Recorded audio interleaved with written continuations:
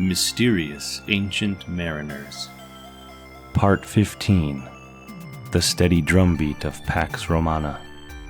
The Mediterranean shimmered under the golden sun of the 2nd and 3rd centuries A.D. Its waters no longer the battlegrounds of empires, but a thriving artery of commerce and power.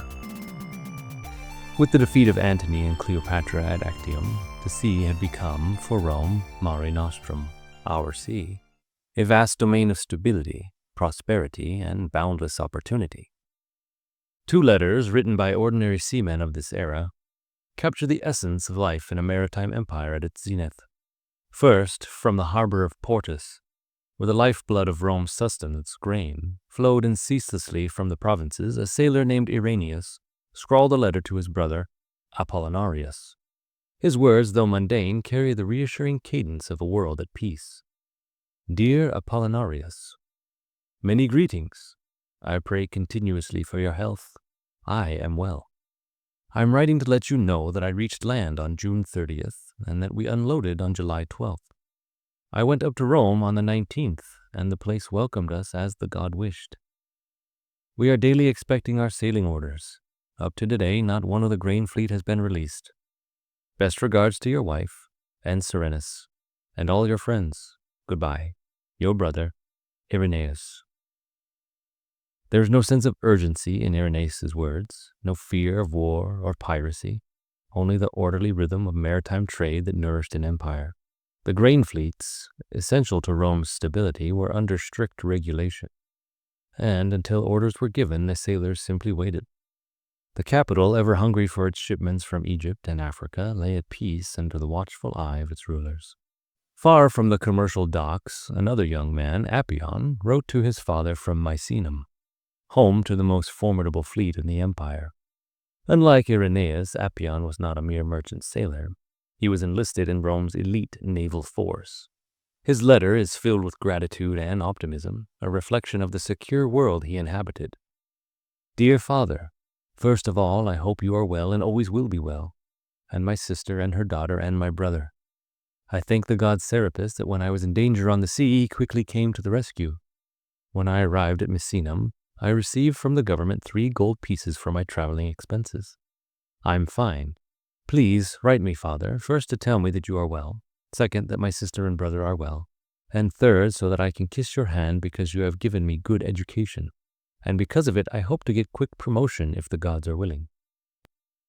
Appion's words echo with devotion both to his father and to the gods. His gratitude for his education hints at the ambition that burned within him, for service in the Roman navy was no longer a grueling life of constant war, but a steady and honorable career.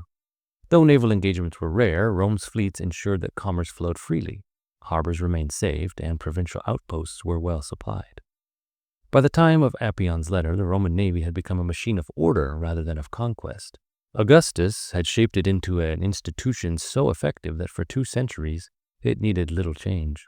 Squadrons patrolled the seas with disciplined precision, the Danube and the Black Sea in the northeast, the stormy shores of Britain and the German frontier in the northwest, and the great commercial arteries of the eastern Mediterranean. Yet it was Misenum that stood at the heart of all of it, the nerve center of Rome's naval supremacy. Here, in a harbor forged from volcanic rock, the empire's greatest fleet lay anchored. 50 warships, triremes, quadriremes, and even mighty quinquiremes stood ready. Their names spoke of Rome's ideals: Clementia for mercy, Pax for peace, Justitia for justice, Pietas, duty. These were not the tools of conquest, but of guardianship, symbols of a world where Rome ruled unchallenged. Despite its might, the navy was largely manned not by Romans, but by the seafaring peoples of the empire: Greeks, Syrians, Egyptians, and Phoenicians. Roman citizens still clung to their old landlubbers' suspicion of the sea, preferring to admire its beauty from the terraces of their villas. Even emperors shared this view. Domitian, the iron-fisted ruler of the 1st century, refused to set foot on a galley unless he could trail behind it in a small towed boat. For the Roman elite, the sea was not a realm of adventure, but a distant horizon best admired from the shore. Yet for those who lived their lives upon its waters, the navy offered stability and reward. Young men from distant provinces, Aegean islands, Balkan villages, Egyptian ports, flocked to enlist. They gave their youth to the empire, serving for 26 years before they were granted the coveted prize of Roman citizenship. When they died, they lay beneath small but proud tombstones in Misenum or Ravenna, forever remembered as men who had kept Rome's seas secure. The letters of Irenaeus and Appian offer a rare glimpse into an age when Rome was at its peak, not an age of conquest, but one of stability and prosperity. The Mediterranean, once a battlefield for warring factions, had been transformed into a great highway of trade and security. The imperial fleets did not set sail for war, but for duty, ensuring that Rome's people were fed, its armies supplied, and its enemies kept at bay.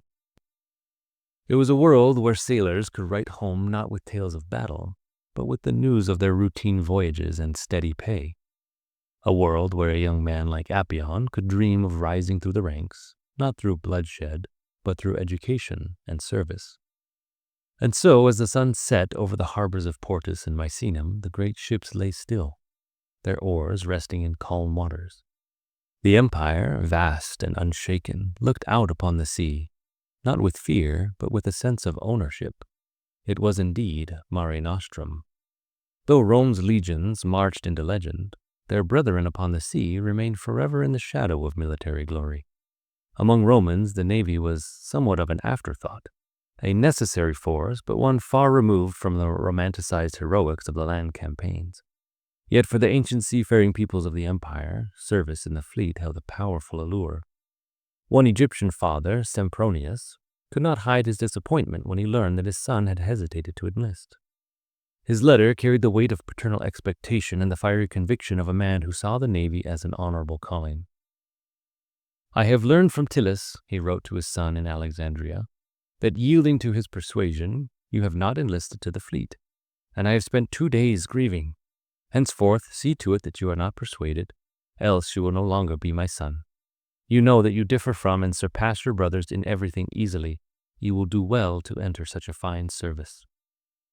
Such words were not merely those of a disappointed parent. They spoke to the deep pride and identity that seafaring peoples had in their naval traditions. While Romans still clung to their preference of solid ground, Greeks, Syrians, Egyptians, and Phoenicians embraced the navy as their path to distinction. Despite its continued second-tier status in the eyes of Rome, the navy was no easy refuge for the unambitious. Its recruitment and training mirrored that of the legions. A new recruit would swear allegiance to the emperor, was then swiftly sent to training camp and underwent grueling physical conditioning. He was drilled in the use of arms and prepared for the demands of naval combat. Yet, for all this preparation, battle was indeed a rarity. The great wars at sea had long since faded into memory.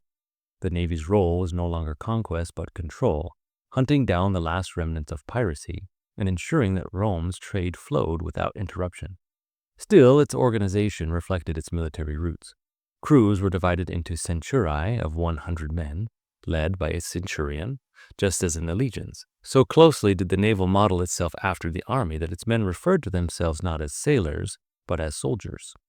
Life aboard a Roman ship was a mixture of rigid order and Greek seafaring tradition.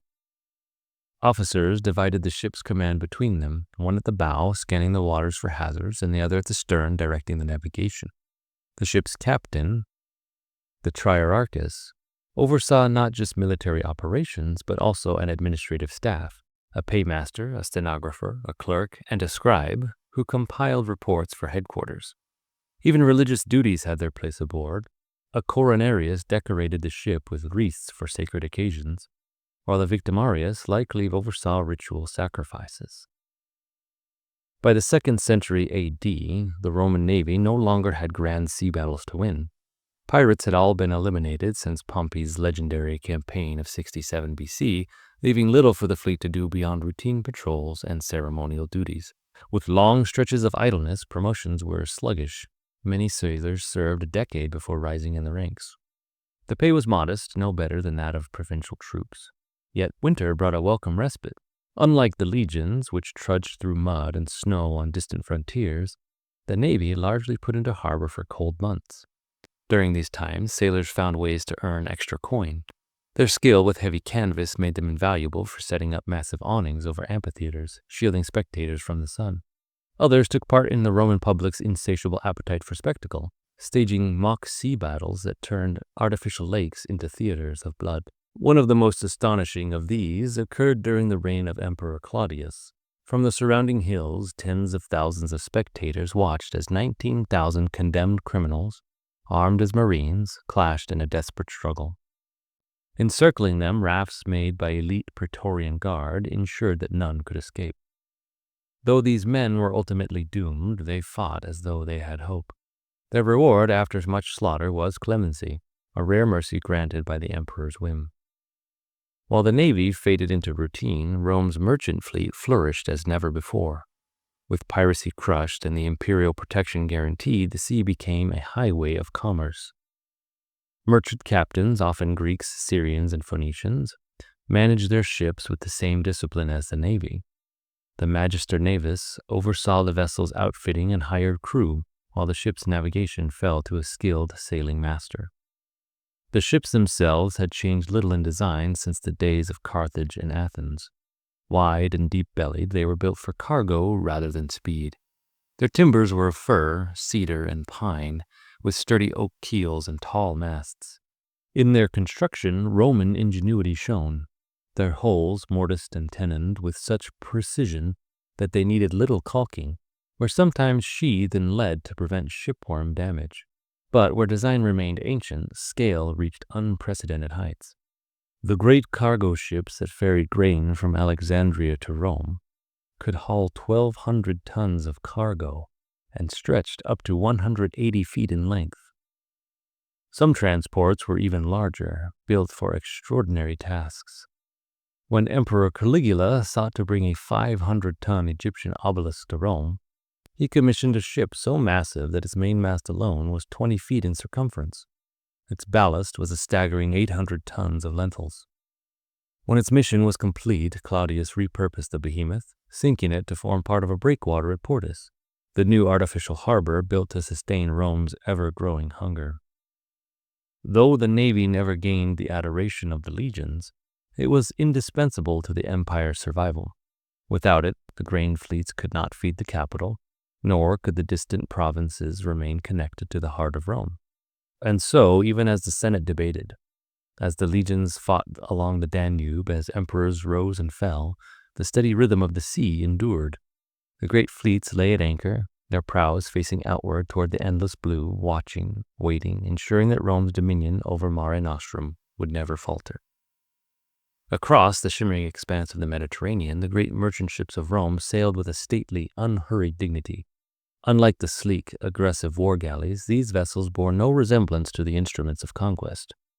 Their hulking, rounded hulls, often painted black with pitch, carried not soldiers but wealth of an empire. Grain from Egypt, wine from Gaul, marble from Greece, spices from the East. Some were adorned with goose-headed stern posts, a whimsical contrast to their imposing size, moving like matronly figures across the waves.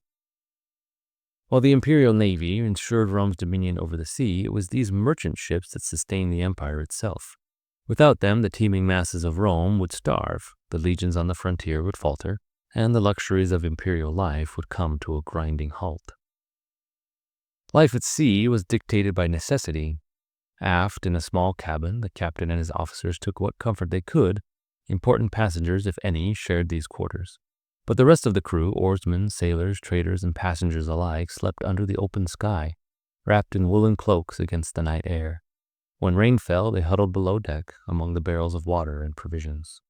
Much of the hold was reserved for cargo, amphorae of oil and wine, sacks of grain, stone ballast to steady the ship, and the ever-present sluggish bilge water sloshing at the bottom. On smaller vessels, the bilge was simply scooped out in buckets, but on larger ships, pumps were employed to keep the lower decks from flooding. The grander ships boasted multiple decks, a stern galley for cooking, and even rudimentary latrines that jutted out over the sea. The guardian deity of the ship, Apollo, Aphrodite, or another god, was honored with an altar at the stern, its name carved or painted on either side of the bow. Some ships carried the devotion to extravagance. One freighter was said to have housed an entire chapel dedicated to Aphrodite, a floating temple gliding across the sea. A Roman merchant ship was built for endurance rather than speed. Its heart was the great square sail, a patchwork of canvas bordered by thick ropes and fastened to a long yard. A topsail provided additional propulsion, and on the largest vessels, a mizzen sail at the stern gave extra maneuverability. Steering was aided by a spritsail, a smaller sail that jutted out over the bow, helping to guide the ponderous vessel through the waves. The ropes that controlled this complex rigging were crafted by a mix of hemp, flax, and twisted papyrus, sometimes even strips of leather. It was a rig best suited to a following wind. When the elements were favorable, these ships could reach impressive speeds. On rare occasions, a vessel might make a 270-mile voyage from Ostia to Cap Bon in Tunisia in 2 days, averaging nearly 6 knots. Another recorded journey from Sicily to Egypt, an 830-mile run, took just 6 days. Yet, when the winds turned against them, these ships became sluggish, their broad hulls resisting forward motion. The 250-mile voyage from Alexandria to Cyprus, usually a simple journey, could stretch into a grueling week if the winds were contrary. To counter this unpredictability, some merchant ships were built with oars as well as sails. These merchant galleys, more muscular than war galleys, but sleeker than standard freighters, had the advantage of movement even when the winds were dead. A merchant galley could row itself into safe harbor, while a purely sailing vessel might be forced to drift outside a dangerous coastline for days. By the 2nd century AD, the Mediterranean was ringed by great harbors, maritime hubs designed to shelter ships, accommodate their cargo, and keep the empire's lifelines running. Some, like Syracuse, Tyre, and Alexandria, had twin basins, allowing ships to enter regardless of the wind direction. These harbors were protected by vast moles, breakwaters of incredible scale. One in Alexandria stretched over half a mile into the sea. The construction of such massive barriers was a marvel of Roman engineering. Using a unique hydraulic concrete that could set underwater, the Romans created artificial enclosures where once there had been only open water. Within these encircling arms, merchantmen tied up at stone quays, unloading their goods in a flurry of activity. The scene was one of controlled chaos. Clerks and port officials bustled about with wax tablets in hand, recording shipments and verifying cargo. Stevedores, their backs bent under sacks of grain and amphorae of oil, moved in constant rhythm, their labor keeping the great city of Rome fed. A single ship might carry some 3,000 amphorae, each one heavy with wine or oil. Others brought stone blocks weighing 20 tons, lifted into carts by the towering wooden cranes that loomed over the docks. The greatest of all the Roman harbors was Portus, the massive man-made port constructed by Emperor Claudius in 42 AD. Just north of the Tiber's mouth, it sprawled across a once marshy coastline, transforming a vulnerable shore into a beating heart of Rome's maritime commerce. 2 breakwaters, each over 2,500 feet long and 50 feet wide, curled into the sea, enclosing an anchorage of 160 acres. To fortify the southern mole against the currents and winds, Claudius repurposed the enormous obelisk transporting ship commissioned by Caligula, sinking it as a foundation of the breakwater. At the entrance to the harbor, a colossal lighthouse towered over the water, its beacon guiding ships safely in. Topped with a statue of Neptune, the god of the sea, it stood as a monument to Roman mastery over the waves. Here, ships from every corner of the empire arrived with their cargoes. Their goods were transferred to river barges, which were pulled along a canal to the Tiber, and then floated the final 15 miles upriver to Rome's docks. In a single year, the grain shipments alone could reach 500,000 tons. Yet, even this mighty harbor had its vulnerabilities. In 62 AD, a violent northwesterly storm tore through the anchorage, destroying 200 ships in a single night. In response, Emperor Trajan ordered the construction of an inner haven, a landlocked hexagonal harbor linked to the main port by a short canal. Completed between 101 and 104 AD, Trajan's harbor was a self-contained city, a maritime fortress surrounded by temples, warehouses, baths, an imperial palace, and even a small theater. It had mooring space for over 100 ships, ensuring that even in the worst weather, Rome's lifeline would remain unbroken.